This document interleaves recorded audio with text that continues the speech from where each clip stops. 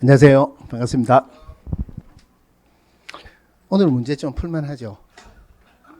혹시 100점 있습니까? 아무도 없어요. 자, 1번부터 한번 볼게요. 자, 용어 정의로 틀린 것은 중개라 하면 법정 중개 대상물에 대해서 거래 당사자 간의 매매 교환 임대차 그 밖의 권리의 득실 변경에 관한 행위를 알선하는 것을 말한다. 즉 권리 이전하는 것을 알선하는 것을 중개라고 한다. 그러면은 자, 누가 오피스텔을 구해달라 했는데 자기 것도 아닌 오피스텔을 자기 것처럼 속여가지고 직접 임대차 계약을 체결했다. 요거는 중개 행위가 아니다, 그죠? 자, 그 판례는 자주 나올 거고, 물론 중개 대상의 권리에는 매매 교환 임대차 그 밖의 권리, 한마디로 등기되는 권리는 다 들어간다. 이래 보시면 돼요. 임대차는 등기가 되든 안 되든 다 들어가죠. 근데 유치권하고 법정지상권은 등기되는 권리는 아니지만은 요것도 이거는 일신 전속적인 권리는 아니다. 그래서 이전할 수 있고 이전할 때는 중개대상 권리에 해당한다. 이랬습니다. 자, 이번에 공인중개사를 하면 이 법에 의한 공인중개사 자격을 취득한 자를 말한다. 끝나야 되죠. 물론 외국에서 자격을 딴 사람은 우리 법에 의한 공인중개사라고 볼 수 없다. 공인중개사 자격만으로는 중개업을 할 수 있는 것은 아니죠. 그죠? 자격을 취득한 자로서 중개업을 행하는 자를 말한다. 들어가면 안 되죠. 3번에 중개업이라 하면 다른 사람의 의뢰에 의해서 일정한 보수를 받고 중개를 업으로 행하는 것을 말한다. 이거는 맞죠. 특별히 조심해야 되는 게 중개라는 개념에서 업을 붙이면 안 된다. 이거 보시고 중개업할 때 핵심은 보수를 받아야 된다. 보수 받았다는 말이 안 나오면 중개업 아니죠. 그러면은 자, 무등록자가 거래계약을 체결하고 보수를 달라고 요구를 할 때는 아직까지 보수를 안 받았으니까 중개업 아니죠. 그 사람을 무등록자로 처벌할 수 없다. 업이란 계속 반복적으로 하는 것을 업이라고 한다. 우연히 한번 하는 것도 중개업은 아니죠. 그죠? 또 중개대상의 권리에 저당권도 들어갑니다. 저당권이 중개대상 권리에 해당하느냐 안 하느냐 하는 것은 등기되느냐 안 되느냐 이거 보시면 되죠.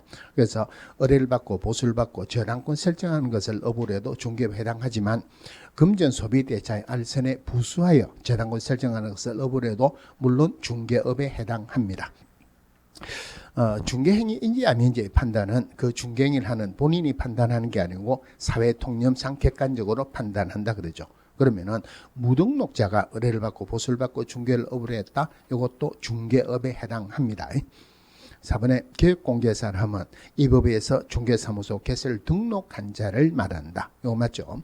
물론 교육공개사의 종별에 법인인 교육공개사, 공인중개사인 교육공개사도 있고 법 76385 부치 6교 2항에 의한 교육공개사 중개인도 있죠. 그런데 중개인은 공인중개사가 아니죠. 그죠? 그래서 교육공개사란 이 법에서 중개사무소 개설 등록한 공인중개사를 말한다. 이름 틀리죠. 물론 기업공개사란 중개업을 행하는 자를 말한다. 이것도 아니죠. 의뢰를 받고 보수를 받고 중개를 업으로 하는 자를 말한다. 이것도 아니다. 그죠? 5번에 중개보조원이라 하면 공인중개사가 아닌 자로서 중개대상물에 대한 현장 안내 및 일반 선무 등 기업공개사 중개업무와 관련된 단순한 업무를 보조하는 자를 말한다. 여러분들 굉장히 자주 제가 문제를 내는데 자주 보는 문제인데 이거 사실은 굉장히 어려운 질문이에요. 용어 정의에서 이런 단어를 하나 빼는 거는 문제가 어렵습니다. 우리 소속 공개회사 할 때 꼭 들어가야 되는 게 소속되었다, 공주회사다 하는 말이 들어가야 되죠. 또 하나가 임원이나 법인의 임원이나 사원으로서 공인중개사자를 포함한다. 즉 임원이나 사원으로서 공인중개사자도 소속 공개사에 해당한다 그러죠.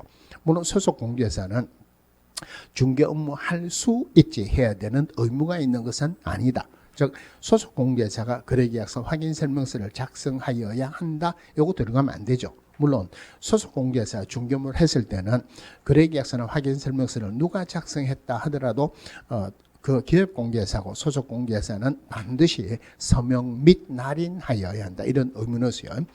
소속공개사 할 때 소속되었다, 공개사다 하는 말이 꼭 들어가야 되듯이 중개보조원 할 때도 꼭 들어가야 되는 게 소속되었다, 공인중개사가 아니다 일단 찾아야 되죠. 그래서 여기에 공인중개사가 아니다 하는 말은 들어갔는데 소속되었다는 말이 빠졌네요. 이것 때문에 틀리죠.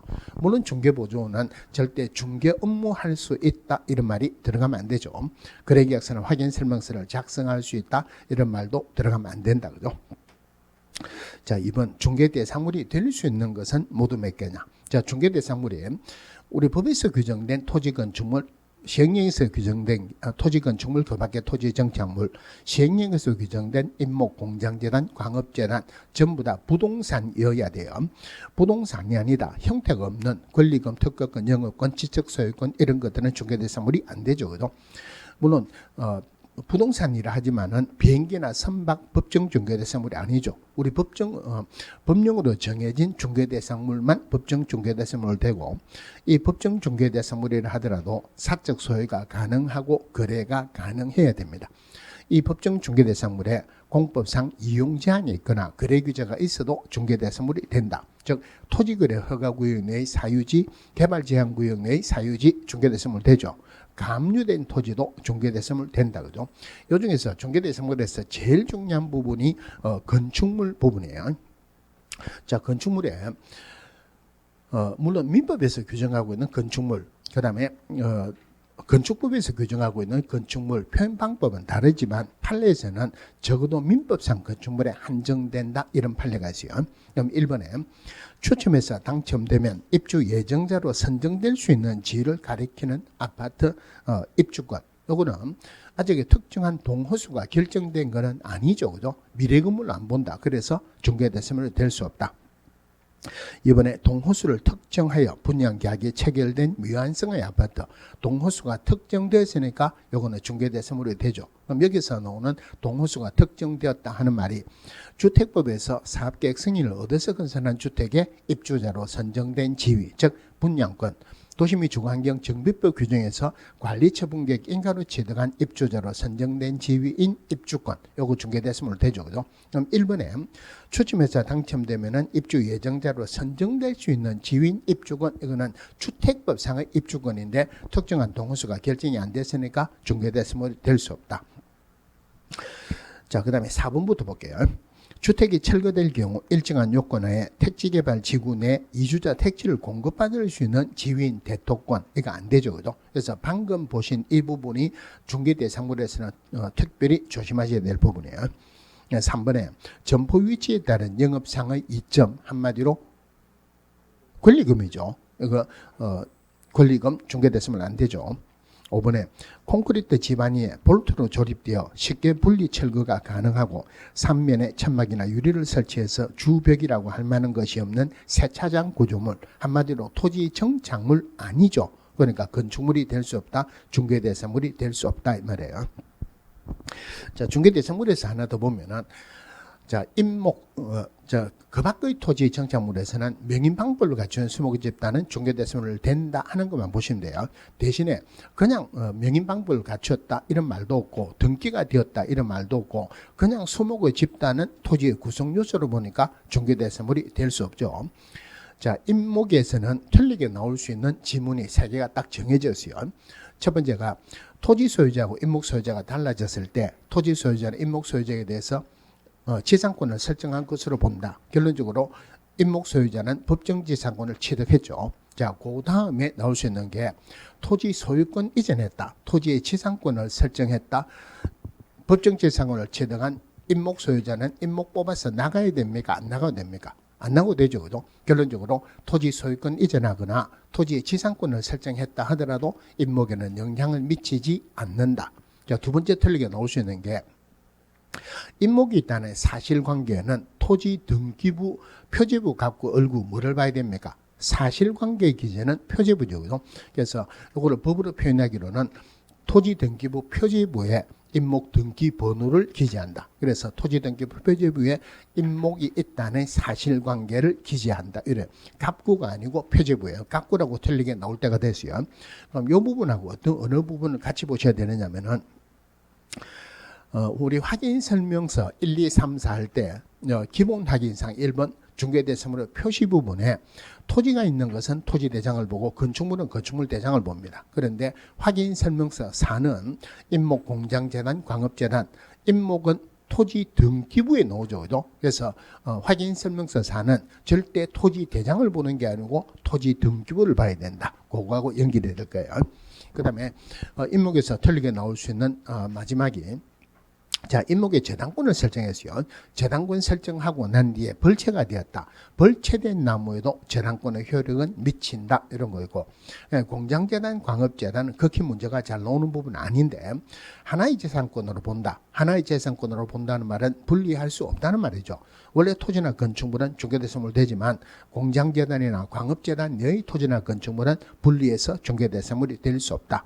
그럼 공장재단을 설립하는 이유가 돈을 더 많이 빌리기 위해서 설립하는 거예요. 그래서 공장재단 설립하고 난 뒤에 빨리 재단권 설정하지 않으면은 다른 불미스러운 일이 있을 수도 있으니까 공장재단 설립하고 난 뒤에 10개월 이내에 재단권 설정하지 않으면 재단의 효력은 없어집니다.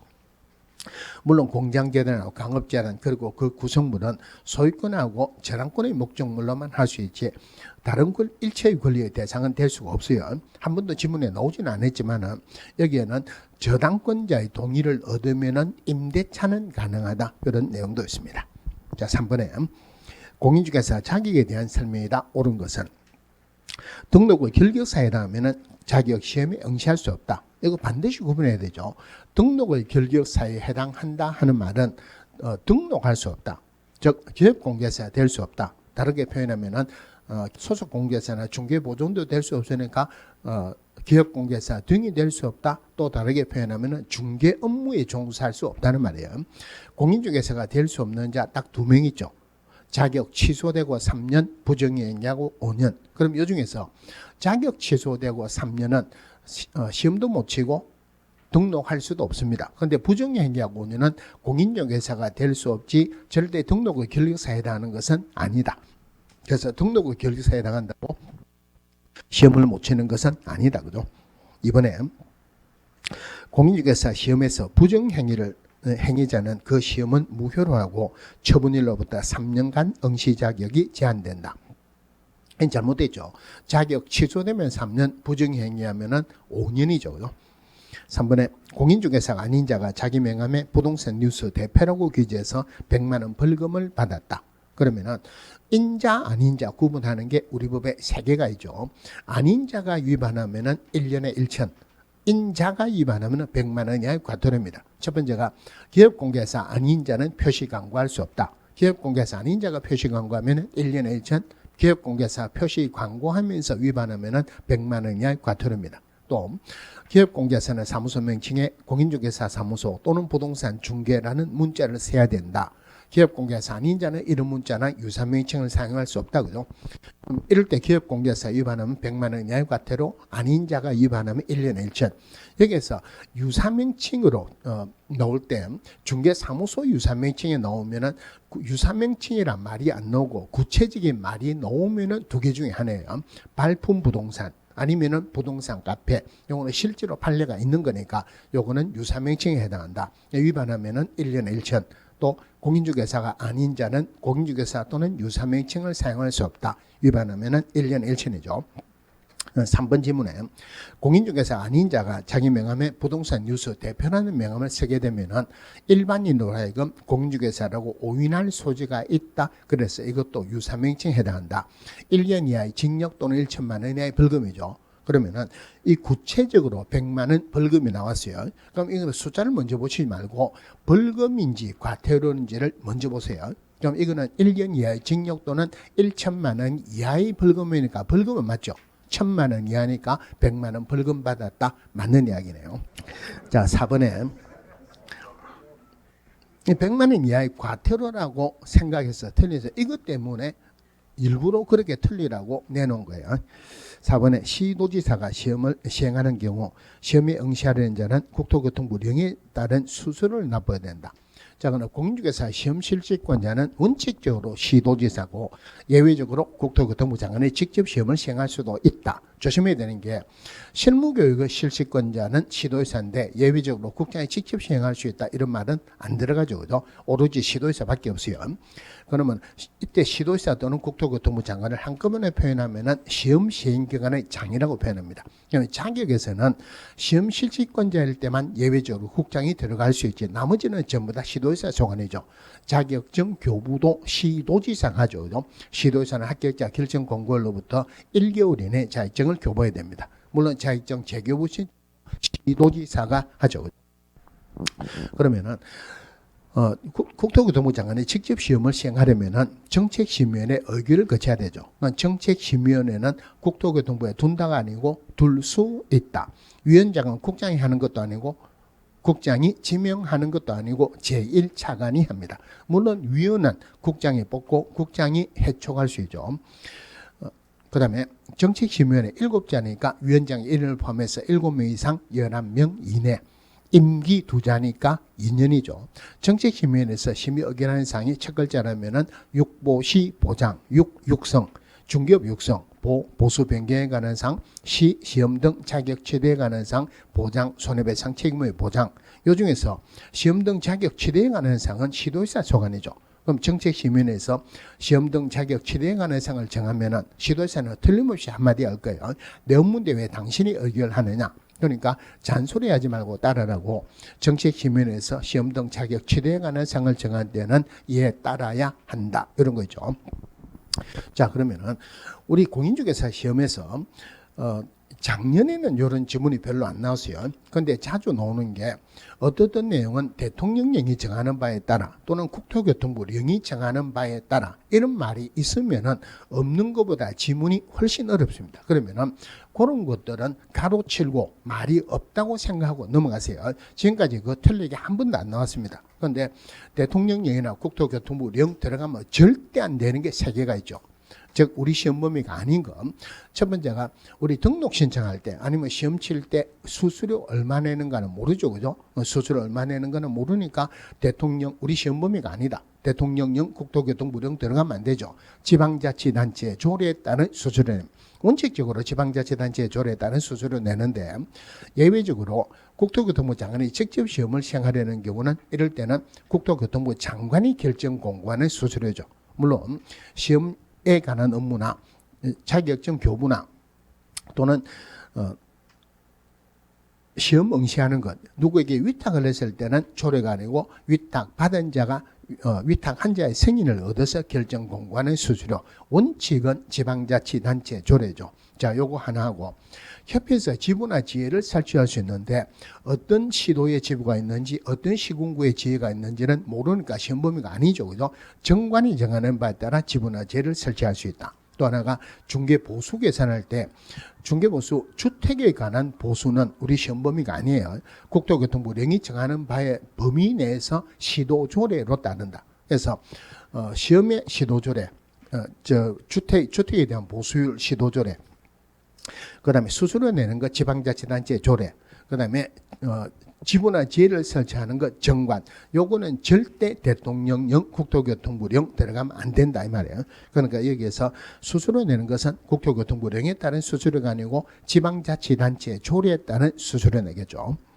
이번에 공인중개사 정책심의위원회에서 중개보수 변경에 관한 사항을 정한 때는 시도지사는 이에 따라야 된다. 중개보수 변경이 아니고 시험 등 자격 취득에 관한 사항을 정한 때는 시도지사는 이에 따라야 한다 이러죠. 자, 4번에 등록의 결격사유 정리 좀 하고 갈게요. 자, 등록의 결격사유다 하는 말은 등록할 수 없다는 말이죠. 교육공개사 될 수 없는 거죠. 공인중개사가 될 수 없는 부정의 행위하고 5년 동안은 절대 등록의 결격사유다 하는 것은 아니다. 자, 그럼 등록의 결격 사유에 첫 번째가 미성년자, 피성년 후견인, 파산 선고받고 복권되지 아니한 자, 어떤 예외도 없이 결격 사유에 해당합니다. 이 사람은 여기서 벗어나면은 결격 사유에서 벗어나는 거지 추가로 3년 있어야 되는 것은 아니죠. 그죠? 자, 그 다음에 피성년 후견인, 피한정 후견인은 결격 사유에 해당하지만 피특정 후견인 결격 사유 아니죠. 지문에 어떤 지문이 한번 나왔냐면은 파산 선고 받고 복권되지 아니한 자 결격 사유에 해당하는데 개인 회생 신청 중에 있는 자로서 법원의 인가 여부가 결정되지 아니한 자, 이 사람은 결격사유하고 아무 상관이 없습니다. 자, 나머지는 기간이 있는 것, 업무 정지받았다, 자격 정지받았다, 집행유예 받았다, 기간이 있는 것은 기간 동안이 결격사에 해당하죠. 기간이 없는 것은 3년 동안이에요. 그럼 이 중에서 틀리게 나올 수 있는 걸 찾으면은, 자, 교도소 들어가세요.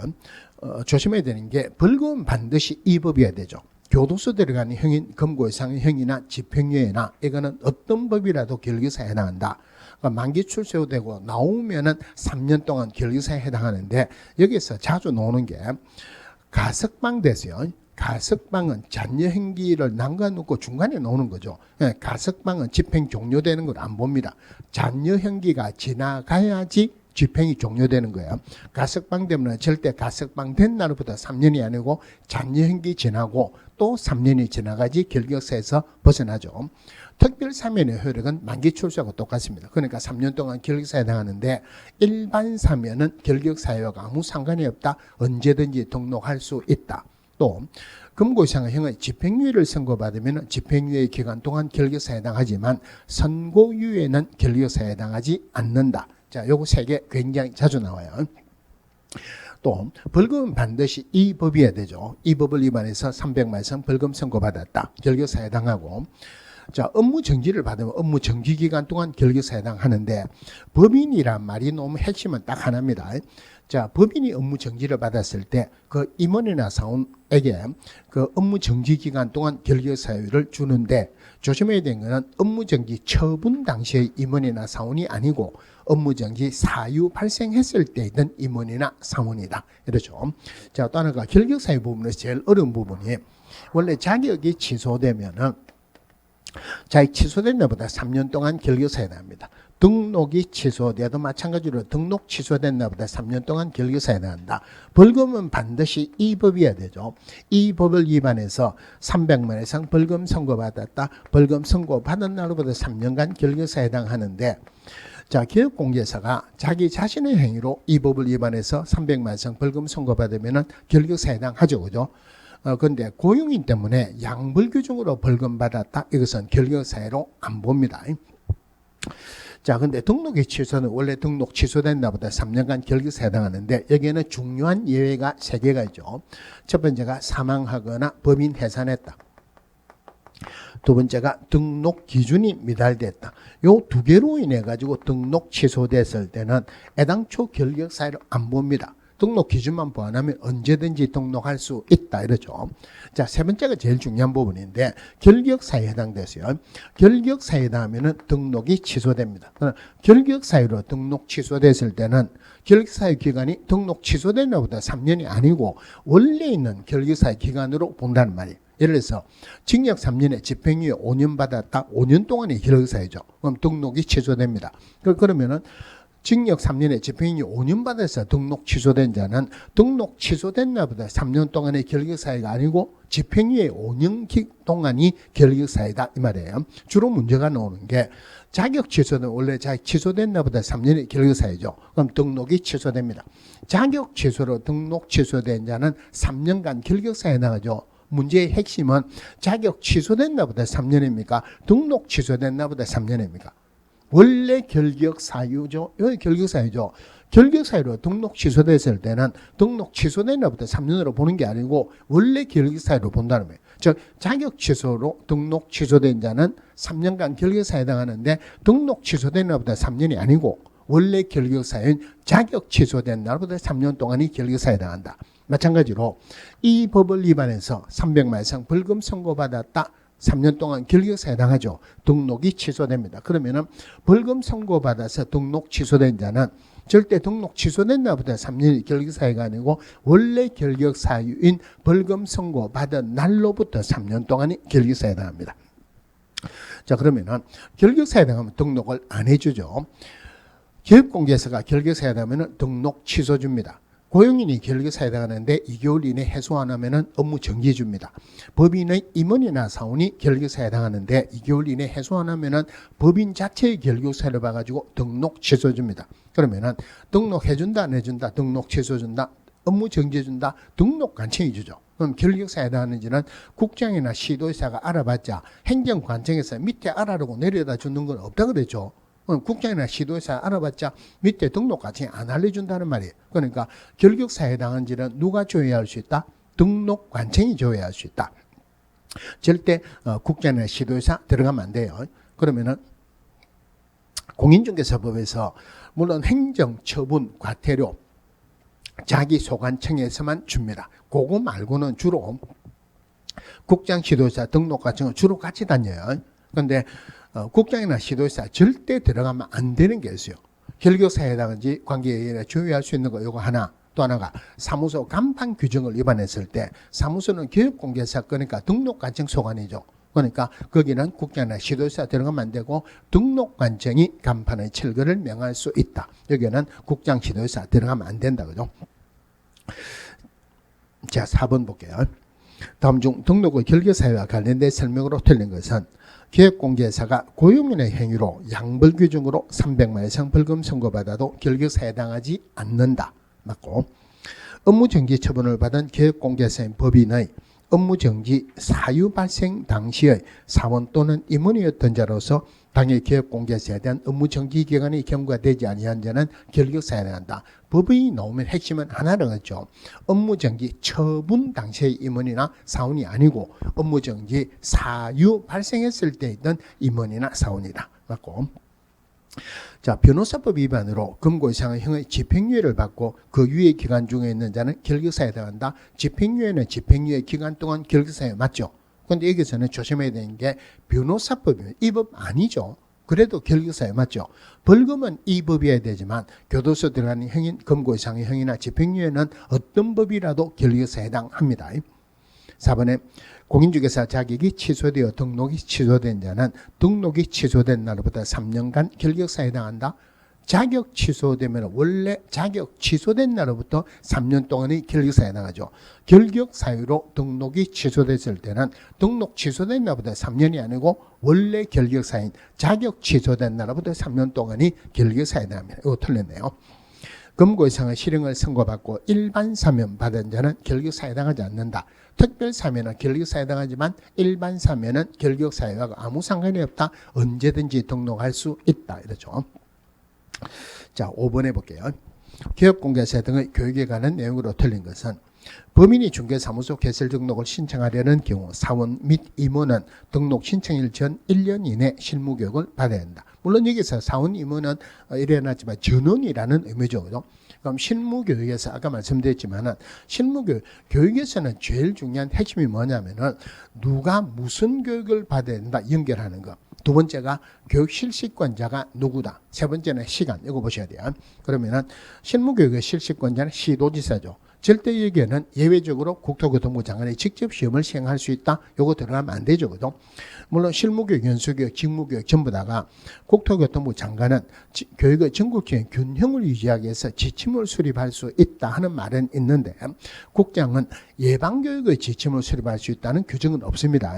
국장은 예방교육의 교육 실시권자에 들어가기 때문에 또 하나 조심해야 되는 게 예방교육은 교육비 지원할 수 있죠. 그런데 실무교육, 연수교육, 직무교육은 교육비 지원하는 규정은 없어요. 자, 실무교육의 대상자는 기업공개사 그리고 법인의 임원이나 사원 3분의 1 이상입니까? 전원입니까? 전원이죠. 물론 대표자 제외한다는 말이 들어가면 안 되죠.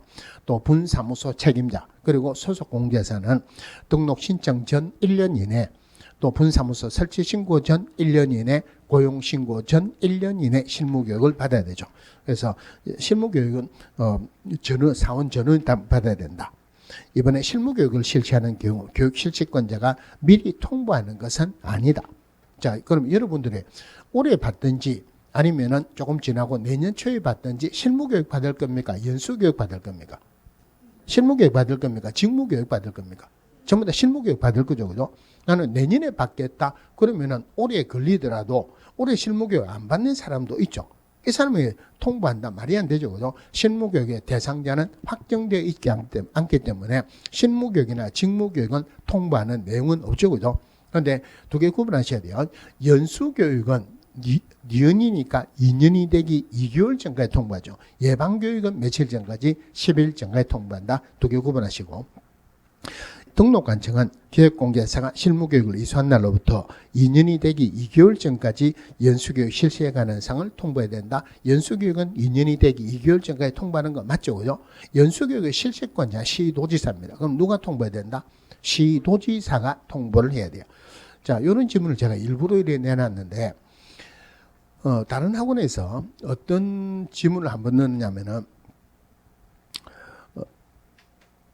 등록관청은 등록한 인장을 사용하지 않은 소속 공제사에게 6개월 이하의 자격 정지를 명할 수 있다. 맞습니까? 틀립니까? 등록관청은 등록하지 않은 인장을 사용한 소속 공제사에게 6개월 이하의 자격 정지를 명할 수 있다. 어디가 틀렸습니까? 등록관청은 틀렸죠, 그죠? 근데 그거 생각보다 많이 틀렸어요. 시도지사가 자격 정지 줄 수 있죠. 그러니까 이런 것들 틀리면 진짜 아깝죠. 그러니까 지문을 보면 습관적으로 주어를 다시 한번 보세요. 여기 내용은 다 맞지만 등록관청이 하는 게 아니고 시도지사가 통보를 하죠. 4번에 중개보조원이 고용관계 종료 신고 후 1년 이내 소속 공제사가 되려는 경우 고용신고 전 1년 이내 실무교육을 받아야 된다. 이거는 맞죠. 중개보조원이 고용관계 종료되고 난 뒤에 1년 이내 중개보조원으로 들어가려면 직무교육은 안 받아도 되죠. 그런데 중개보조원이 그만두고 난 뒤에 자격증을 땄어요. 따가지고 소속 공제사로 들어가려고 한다. 실무교육은 지금까지 한 번도 받은 적이 없죠. 이럴 때는 실무교육을 받아야 되죠. 직무교육은 안 받아도 되겠죠. 5번에 교육공개사가 폐업 후 1년 이내 등록을 신청하는 경우는 실무교육을 받지 않아도 된다. 맞습니다. 그만두고 난 뒤에 1년에는 실무교육도 안 받아도 되고 직무교육을 안 받아도 되죠. 그죠? 자, 그 다음에 교육에서 예방교육에 국장시도사 등록관청은 교육공개사 등을 대상으로 예방교육을 실시하여야 한답니까? 실시할 수 있답니까? 실시할 수 있다. 예방교육 실시할 때 통보하는 게 10일 전까지죠.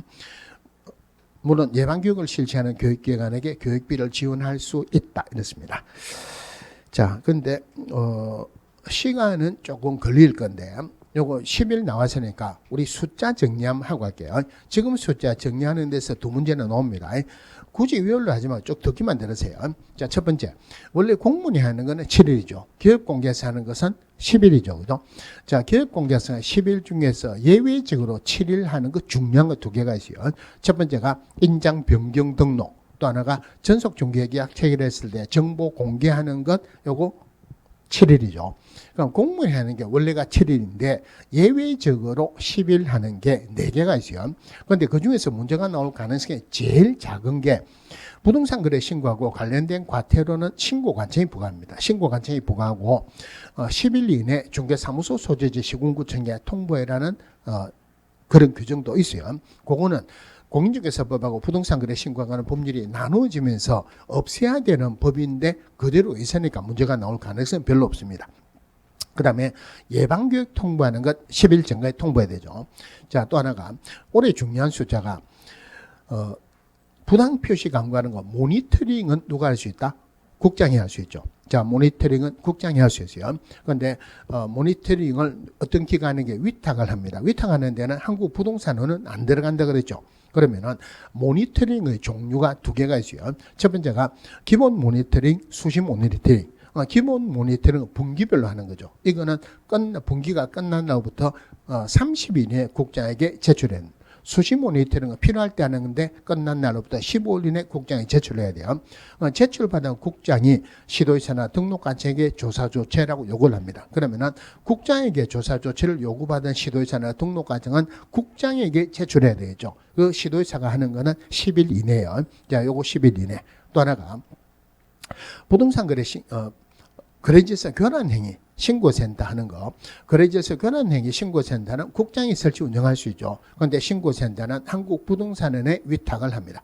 자, 그러면은 신고를 부동산 신고센터에 신고를 해요. 그러면 신고센터에서 시도지사 및 등록관청에게 조사 조치를 요구한다. 그러면은 시도지사나 등록관청은 신고센터에게 제출을 하죠. 그죠? 시도지사나 등록관청이 하는 거 10일 이내예요. 그리고 신고센터에서 국장에게 제출하는 것은 매월 10일까지, 다음 달 10일까지라는 의미나 똑같습니다. 자, 그러면은 원래 공문에 하는 거는 7일 교육공개사 10일에서 예외 부분이 문제가 나오니까 예외 부분 꼭 기억을 하시고, 또 공문이 하는 게 7일이라는 말은 공문이 내주는 게 7일이다 이 말이에요. 그러니까 똑같은 것을 공문에게 다시 주는 반납하는 것도 날짜 똑같이 해야 되죠. 등록 취소되면은 또 자격 취소되면은 취소된 날부터 7일 이내 등록증은 등록과정이 반납해야 되고, 자격증은 7일 이내 교부한 시도의석에 반납해야 됩니다. 또 하나가 원래 공문이 하는 게 7일이라는 말은 교육공개사에게 하는 게 7일이다 이 말이에요. 그럼 공문의 입장에서는 교육공개사 하는 것보다는 위에 보고하는 게 더 빨리 해야 되죠. 그래서 자격 취소 줬을 때 5일 이내 국장에게 보고하고 다른 시도의사에게 통보한다. 5일 내에 딱 한 번 나옵니다. 또 굉장히 자주 나오는 중요한 숫자가 보증 설정해가지고 보증기관에서 손해배상했어요. 그럼 보증이 없어집니다. 그럼 그럴 때는 보증보험이나 공제에 가입한 자는 15일 이내 다시 보증을 설정해야 되고, 공탁한 자 15일 이내 부족분을 보존해야 된다. 요 숫자만 하더라도, 방금 현금 하더라도 두 문제는 나올 거예요. 자, 6번. 중개사무소 등록 요건 등과 관련된 내용으로 옳은 것은 상법상 회사이거나 협동조합으로서 자본금 5천만 원 이상일 것 맞죠, 그죠? 자, 그런데 우리 지문에 어떤 법이라도 마찬가지예요. 특별히 공법, 민법 이런 부분에 뭐뭐 한다 하고 단서조항이 나옵니다. 문장이 끝나고 난 뒤에 단서조항은 다만으로 표시가 돼요. 그 다만 나오는 거는 전부 다 문제라고 생각하세요. 그 단서조항이 문장이 끝나고 나면은 단서조항을 다만으로 표시를 하는데, 문장 중간에 있는 단서조항은 가로로 표시됩니다. 가로 안에 반드시 봐야 되죠. 그러면은 협동조합 가로 열고 사회적 협동조합을 포함한다. 사회적 협동조합은 영리를 목적으로 할 수 없죠. 그러니까 중개업을 영리를 목적으로 할 수 없죠. 그죠? 사회적 협동조합을 제외합니다. 이번에 법인의 경우 2억 원 이상의 업무 보증을 설정할 것. 이 지문 너무 사실은 굉장히 어렵습니다. 자, 보증은 나중에 별도로 보증할 때는 생략하고 지금 할게요. 보증은 3개 중에 하나 이상은 반드시 나옵니다. 보증은 등록 후 요건 1 아니다. 보증은 등록 후 요건은 아니다. 그죠? 만약에 보증이 등록 후 요건 1하면 등록 신청할 때 보증 설정 서류가 들어가야 되죠. 사실사자 보 이랬겠죠. 그죠? 사실사자 보 아니고 사실사자만 들어가죠. 업무 개시 전까지 보증 설정합니다. 그러면은 법인의 경우 2억 원 이상의 업무 보증을 설정할 것 하는 것은, 법인의 경우는 업무 개시 전까지 보증 설정하는 거지 2억 원 이상의 보증 설정하는 게 등록 후 요건은 아니라는 말이죠. 이거 조심하셔야 돼요. 다르게 이걸 더 어렵게 표현하면은 법인인 교육공개사 되기 위해서 2억 원 이상의 보증을 설정해야 된다. 이러면 틀리죠. 그죠? 교육공개사 되기 위해서 하는 말이나 등록하기 위해서 하는 말이나 똑같죠. 등록하기 위해서 보증 설정하는 건 아니죠. 업무 개시 전까지 보증 설정합니다. 요거 하나. 두 번째가 분사무소는, 근데 보증 설정할 때는 시기를 나타낼 때 구체적인 숫자가 들어가면은 이거 조심하셔야 돼요. 예를 들어서 분사무소는 업무 개시 전까지 분사무소당 1억 원 이상의 보증을 설정해야 된다. 분사무소 1억 원 이상 맞죠? 그거 때문에 핵심을 놓치는 거예요. 그거 살짝 빼면은 분사무소는 업무 개시 전까지 보증 설정해야 된다. 틀렸죠, 그죠? 분사무소 설치 신고할 때 보증 설정 서류가 들어가야 돼요. 또 하나가 매수인정 대리 등록은 시기는 헷갈리면은 분사무소하고 똑같아 보세요. 매수인정 대리 등록한 교육공개사는 업무 개시 전까지 얼마 이상 보증 설정해야 된다. 들어가면 안 되죠. 매수인정 대리 등록할 때는 보증 설정 서류가 들어가야 돼요. 요 3개 중에 지문 하나 이상은 꼭 나옵니다. 기억하시고. 3번에 법인의 대표자는 공인중개사이어야 하나, 농업협동조합법에 의한 지역농업협동조합의 대표자는 공인중개사 아니어도 무방하다. 지금 농업협동조합법보다는 지역농업협동조합은 특수법인이죠. 자, 특수법에서 제일 중요한 것은 법인의 등록 요건을 갖추지 않아도 됩니다. 그럼 대표자는 공인중개사여야 되는데 등록 요건을 갖추지 않아도 되니까 지역농업협동조합의 대표자 공인중개사 아니어도 되죠.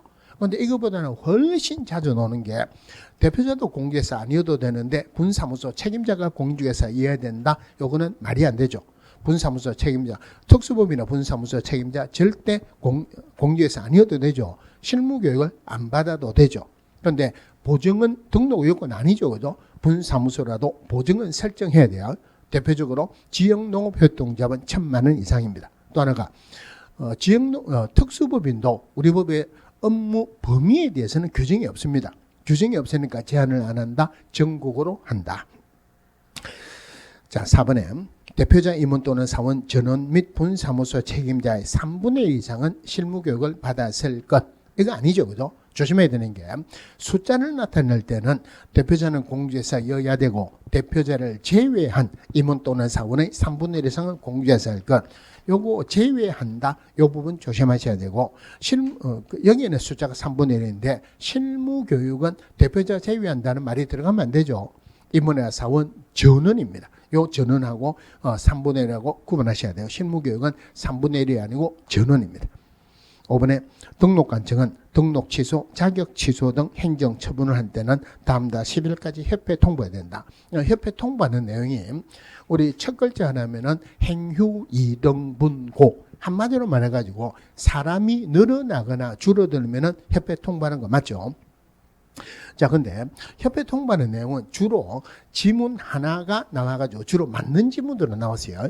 그런데 한 2, 3년 전에 한 문제로 나온 적이 있었습니다. 그거 볼 때, 자, 여기에 기재사항 변경합니다. 등록증의 기재사항 변경할 때는 등록 신청서를 다시 제출합니까? 등록증 재교부를 신청합니까? 쉽게 이야기하면은 기재사항 변경이라는 말이 대구공제사 사무소 있는 것을 세대구공제사 사무소라고 바꿉니다. 등록번호 그대로 씁니까? 아니면 등록번호가 새로 나와야 됩니까? 이러면 사무소 이름만 바꾸면 되지 등록번호를 새로 받아야 될 이유가 없죠. 등록번호를 그대로 쓰려고 할 때는 등록증 재교부만 신청하면 돼요. 그런데 등록번호가 새로 나와야 될 때, 즉 종별 변경하고자 할 때는 등록 신청서를 다시 제출한다. 물론 이럴 때는 이미 제출한 서류 중 변동이 없는 서류는 제출하지 아니할 수 있고 등록증은 반납해야 돼요. 그러면은 등록증 재교부를 재교부해서요. 사람이 늘어났습니까? 줄어들었습니까? 그대로 있습니까? 그대로 있죠. 등록증 재교부했다. 협회 통보하는 것은 아니죠. 그죠? 자, 등록관청이 협회 통보합니다. 그럼 등록관청이 한 행정처분 중에서 등록 취소, 자격 취소, 등록 취소, 업무 정지를 등록관청이 하지 자격 취소는 시도의사가 주죠. 시도의사가 자격 취소 주고 등록관청이 밑에 알려준다, 안 알려준다? 안 알려줍니다. 그럼 기본적으로 처음에는 모르겠죠. 그죠? 그래서 등록관청이 통보하는 행정처분에는 등록 취소, 업무 정지에 관한 행정처분을 통보하지 절대 자격에 관한 사항을 통보하는 것은 아니다. 자, 7번 보겠습니다. 다음 중 중개사무소에 관한 내용으로 틀린 것은 협동조합 기본법에 따른 협동조합, 사회적 협동조합을 제외한다. 협동조합이 중개업을 하는 경우는 1,000만 원 이상의 보증을 설정해야 된다. 이거 아니죠. 그죠? 자, 보증 설정할 때 법인인 기업공개사는 2억 원 이상, 본사무소는 본사무소당 1억 원 이상, 공인중개사는 기업공개사, 중개인은 1억 원 이상인데 지역농업협동조합은 특수법인으로서 1,000만 원 이상이죠. 그럼 여기에서 나오는 그 사회적 협동조합을 제외한 협동조합, 요거는 협동조합 기본법에 따른 협동조합은 그냥 법인이에요. 법인이니까 얼마 이상? 2억 원 이상. 요거 지역농업협동조합하고 그냥 협동조합은 반드시 구분하셔야 돼요. 이번에 기업공개사가 폐업 후 지체 없이 간판을 철거하지 않은 경우 등록관청은 행정 대집행할 수 있다. 요거 맞죠, 그죠? 자, 이 부분 최근에 많이 나오고 올해 꼭 문제가 나오는 부분이니까 시간이 걸리더라도 요거 다시 한번 정리를 좀 하고 갈게요. 요거 볼 때는 중개사무소 명칭부터 같이 보셔야 돼요. 자, 기업공개사는 사무소 명칭에 공인중개사 사무소 또는 부동산 중개라는 문자를 사용하여야 한다. 물론 중개인은 공인중개사 사무소라는 문자를 써서는 안 된다. 위반하면은 100만 원 이하의 과태료죠. 기업공개사 아닌 자는 이런 문자나 또는 유사 명칭을 사용해서는 안 된다. 아닌 자니까 위반하면은 1년 1천입니다. 기업공개사가 옥외 광고물을 설치할 때 쉽게 뭐 간판이에요. 기업공개사 성명을 표기해야 된다. 법인이라면 등록증에 기재된 대표자 성명 표기하는데 핵심은 2개가 있어요. 분사무소는 절대 대표자 성명 표기하는 거 아니죠. 분사무소 책임자 성명을 표기합니다. 요거는 책임자 성명을 표기해야 된다고 맞는 지문보다는 대표자 성명을 표기해야 된다고 틀리게 더 많이 나왔어요. 또 하나 보셔야 되는 게 분사무소 설치 신고할 때 등록증 첨부 안 하죠. 다른 말로 등록증하고 분사무소하고는 아무 상관이 없어요. 등록증은 분사무소에 관한 사항 기재가 안 됩니다. 즉 분사무소 책임자는 등록증에 기재가 될 수가 없죠. 분사무소 설치신고 확인서에 기재된 분사무소 책임자 생명을 표기해야 된다. 또 하나가 우리 법에서 옥외 광고물을 설치해야 되는 의무는 없습니다. 그럼 이거 간판하고 관련되고 위반했다. 기업공개사 끄니까 등록관청 소관이죠. 그래서 위반하면은 등록관청은 간판의 철거를 명할 수 있다. 철거 안 하게 되면은 행정 대집행할 수 있다. 그죠? 여기서도 봐야 되는 게 두 개예요. 첫 번째가 사무소 끄니까 국장이나 시도지사 소관 아니죠. 여기는 절대 국장, 시도지사 들어가면 안 된다. 등록관청만이 들어갑니다. 또 하나가 원래 기업공개사 아닌 자는 등록관청 소관이 아니죠. 그죠? 그런데 요거 세 개 중에서 여기 제일 위에 올라갔거나 제일 밑에 내려가면 빼고 했을 건데 중간에 들어갔기 때문에 빼기가 곤란하니까 한꺼번에 전부 다 해가지고 등록관청 간판에 철거를 명할 수 있다. 콕 찍어서 두 번이나 나왔어요. 기업공개사 아닌 자가 유산명칭을 썼다 하더라도 등록관청 간판에 철거를 명할 수 있다. 맞는 말이에요. 자, 또 봐야 되는 게 스스로 간판에 철거하는 거. 한마디로 중개업 안 하거나 못하면 철거해야 되죠. 사무소 이전 신고했다. 이전 신고는 이전 후에 하죠. 그죠? 사무소 이전 신고를 했다는 말은 사무소 이전했다. 이전 전에 사무소 중개업 안 하니까 철거해야 되죠. 그러니까 폐업했다. 중개업 안 하니까 철거해야 된다. 등록 취소되었다. 중개업 못 하니까 철거해야 됩니다. 그럼 여기서 봐야 되는 게 한 서너 개가 있는데 업무 정지나 휴업은 조금 이따 중개업을 하는 거죠. 간판 철거하는 것은 아니다. 그죠? 자, 두 번째 봐야 되는 게 폐업했다. 장사 잘 된 데 폐업할 일은 없죠. 안 된 데 폐업합니다. 장사 안 되면 그냥 폐업합니까? 탈탈 털어먹고 난 뒤에 폐업합니까? 탈탈 털어먹고 난 뒤에 폐업한다. 돈이 없죠. 돈이 없는데 돈 들여서 며칠 이내 철거해라 이런 말은 들어가면 안 되죠. 그래서 절대 구체적인 숫자가 들어가면 안 된다. 지체 없이 철거해야 된다. 지체 없이 철거 안 했다. 등록관청 간판에 철거를 명할 수 있다. 요거 들어가면 안 되죠. 왜냐면은 예를 들어서 폐업했다. 등록 취소됐다. 기업공개사 아니에요. 등록관청 소관이 아닌데 등록관청의 간판을 철거를 명할 수 있다. 들어가면 안 된다는 말이에요. 그런데 철거 안 하게 되면은 누군가는 행정 대집행해야 되니까 철거 안 하게 되면 등록관청 행정 대집행할 수 있다 하는 것은 맞습니다. 또 하나 더 봐야 되는 게 적어도 공인중개사법에서는 과태료는 자기 소관청에서 부과합니다. 그러면은 폐업했다, 등록 취소됐다, 기업공개사 아니니까 소관청이 없죠. 위반했다고 해서 과태료 사유에 해당하는 것은 아니다. 자, 이거 같이 보셔야 되는 게 표시광고. 자, 기업공개사 아닌 자는 표시광고할 수 없다. 위반하면은 1년 1천이죠. 기업공개사가 표시광고할 때 꼭 들어가야 되는 게 중개사무소 명칭, 소재지, 연락처, 기업공개사 성명, 그리고 등록번호도 같이 들어가야 되죠. 중개보존에 관한 사항을 명시해서는 안 된다. 인터넷을 이용해서 표시광고할 때 중개대상물의 소재지, 면적, 가격, 물론 중개사무소에 관한 사항도 같이 표시해야 돼요. 요거 위반하면은 100만 원 이하의 과태료입니다. 또 부당 표시 광고하지 마라 그랬죠. 미끼 광고, 가장 광고, 피해를 줄 우려가 있는 광고, 부당 표시 광고하지 마라. 위반하면은 500만 원 이하의 과태료입니다. 그러면은 요 부분하고 중개사무소 명칭 간판하고 그다음에 거래지에서 교란 행위하는 거하고 구분하셔야 돼요. 자, 기업공개사 아닌 자가 표시 광고했다. 기업공개사가 표시 광고, 부당한 표시 광고했다. 어느 게 거래지에서 교란 행위에 들어갑니까? 두 개 다 안 들어가죠. 거래지에서 교란 행위에 들어가는 것은 금징계로만 규정이 되어 있고 전부 다 3년에 3천이에요. 기업공개사 아닌 자가 표시 광고하면 1년 1천이죠. 기업공개사가 부당한 표시 광고했다. 500만 원 이하의 과태료죠. 두 개다가 거래지에서 교란 행위에 들어가는 것은 아니다. 또 하나 질문할게요. 기업공개사 사무소 명칭에는 기업공개사 성명을 표기해야 된다. 맞습니까? 틀립니까? 사무소 명칭에 기업공개사 성명을 표기해야 된다? 아니죠. 그죠? 사무소 명칭에 홍길동 공주회사 사무소 이래 들어가야 되는 거 아니죠. 사무소 명칭에는 공인중개사 사무소 또는 부동산 중개 이것만 들어가면 되죠.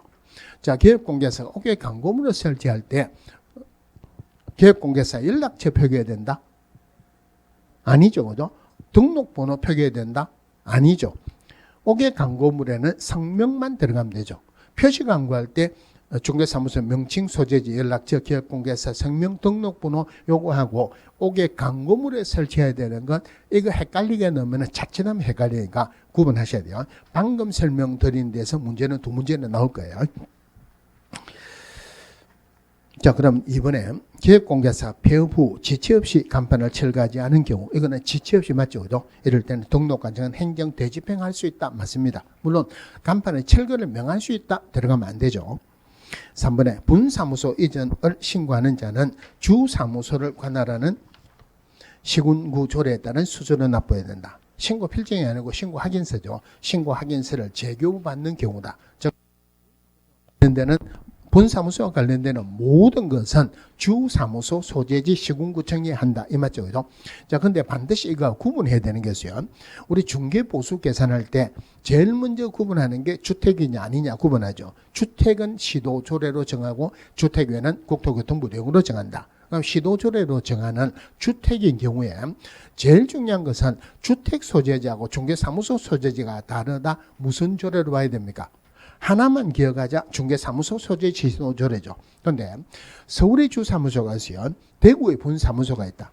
대구에 있는 분사무소에서는 서울의 주사무소 소재지 시도 서울조례를 잘 알겠습니까? 분사무소가 있는 대구조례를 잘 알겠습니까? 대구조례를 잘 알겠죠. 분사무소는 절대 주사무소가 아니고 분사무소 소재지 시도조례예요. 돈을 받는 것은 분사무소 소재지 시도조례인데 이거 빼고 분사무소와 관련되는 모든 행정적인 절차는 주사무소 소재지 시군구청이 한다. 분사무소 이전하면은 신고 확인서 재교부할 때 수수료는 원래 지방자치단체의 조례인데 분사무소 소재지 조례가 아니죠. 그죠? 주사무소 소재지 시군구 조례에 따른 수수료 내야 된다. 4번에 기업공개사의 중개사무소에 실무교육 이수증을 게시해야 되는 의무는 없다. 이거는 맞죠, 그죠? 자, 게시해야 되는 의무에서 제일 틀리게 많이 나온 게 실무교육 이수증이에요. 게시해야 되는 의무가 4개가 있죠. 첫 번째, 공개사 자격증, 중개사무소 개설 등록증, 그 다음에 보증 설정 서류, 또 보수율표 4개입니다. 요 중에서 문제의 종류가 2개인데 게시해야 되는 의무가 아닌 것, 실무교육 받은 확인서 들어가는 거 아니죠. 사업자 등록증도 공인중개사법에서 게시해야 되는 의무가 있는 것은 아니다. 그죠?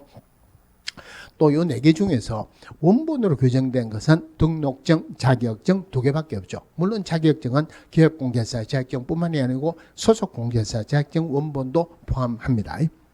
5번에 분사무소 설치 신고는 주사무소 소재지 시군구청장에게 하여야 한다. 맞고요. 8번하고 조금 쉽게요. 자, 사무소 이전 신고받은 이전 후의 등록관청으로부터 관련 서류를 송부해 줄 것을 요청받은 종전의 등록관청이 송부에 대한 서류에 해당하지 않는 것. 자, 기본적으로 사무소 이전 신고는 이전 후 10일 이내 이전 후의 등록관청에 신고합니다. 물론 이럴 때 등록관청 원칙은 등록증을 재교부해 줘야 되죠.